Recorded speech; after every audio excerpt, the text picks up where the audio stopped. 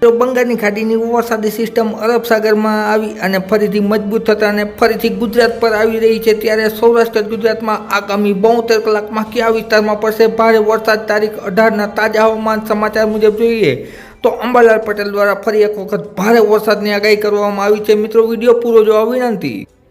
મિત્રો, જોઈ શકો છો તમે રાતના તાજા હવામાન સમાચારનું દ્રશ્ય, ખાસ કરીને દ્વારકા વિસ્તારમાં. આ ઉપરાંત વાત કરીએ જૂનાગઢ, રાજકોટ, ઉપલેટા તેમજ કચ્છ વિસ્તારમાં, સમગ્ર વિસ્તારોમાં મોટાભાગના વિસ્તારોમાં ગાજવીજ સાથે વરસાદ જોવા મળશે રાત્રિગાળા સમય દરમિયાન. ત્યારબાદ વાત કરીશું તારીખ 19ની, તો 19 તારીખના રોજ પણ દ્વારકા જિલ્લાને વરસાદમાંથી રાહત નહીં મળે. ખાસ કરીને દ્વારકા, ભાટિયા, કલ્યાણપુર, આ ઉપરાંત ભાણવર વિસ્તારમાં, સાથે સાથે દ્વારકાથી લઈ અને માધવપુર સુધીના દરિયાઈ પટ્ટી વિસ્તારમાં અને જૂનાગઢની આસપાસના વિસ્તારોમાં ગાજવીજ સાથે વરસાદ જોવા મળશે તારીખ 19ના રોજ.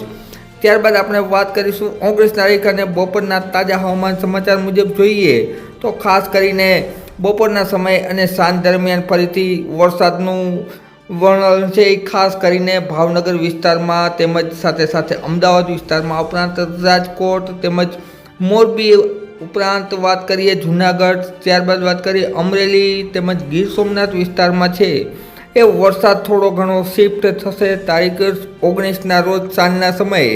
ત્યારબાદ વાત કરીએ તો ફરીથી દ્વારકા વિસ્તારમાં કન્ટિન્યુ વરસાદી રાહત જોવા નહીં મળે. કન્ટિન્યુ વરસાદી માહોલ છે એ યથાવત રહેશે તારીખ 19ના રોજ. ત્યારબાદ વાત કરીશું તારીખ 20ના રોજ, ખાસ કરીને છે એ જૂનાગઢ વિસ્તારના બપોરના સમયે, ખાસ કરીને જૂનાગઢ તેમજ વેરાવળ, ગીર સોમનાથ વિસ્તારોમાં 20 તારીખના રોજ ભારેથી અતિ ભારે વરસાદ જોવા મળશે. મિત્રો, તારીખ 20ના સાંજના તાજા હવામાન સમાચાર જોઈએ તો ખાસ કરીને ઉપલેટા તેમજ કુતિયાણા વિસ્તારોમાં છે એક ગાજવીજ સાથે વરસાદ જોવા મળશે. મિત્રોને આ વરસાદની જમાવટ છે એ લગભગ સૌરાષ્ટ્ર ગુજરાતમાં જોવા મળશે, પરંતુ વધુ વરસાદ છે એ જૂનાગઢની આસપાસના વિસ્તારોમાં જોવા મળશે. આ સાથે સાથે વાત કરીએ તો તારીખ 21ના રોજ છે એ ખાસ કરીને જામનગર વિસ્તાર તેમજ દ્વારકા વિસ્તાર, આ ઉપરાંત વાત કરીએ રાજકોટથી પશ્ચિમનો વિસ્તાર છે ત્યાં વરસાદની રમઝટ બોલશે. મિત્રો, તારીખ 21 બાદ પણ બંગાળની ખાડીની સિસ્ટમ આવવાની શક્યતા છે, જેના હિસાબે વરસાદી માહોલ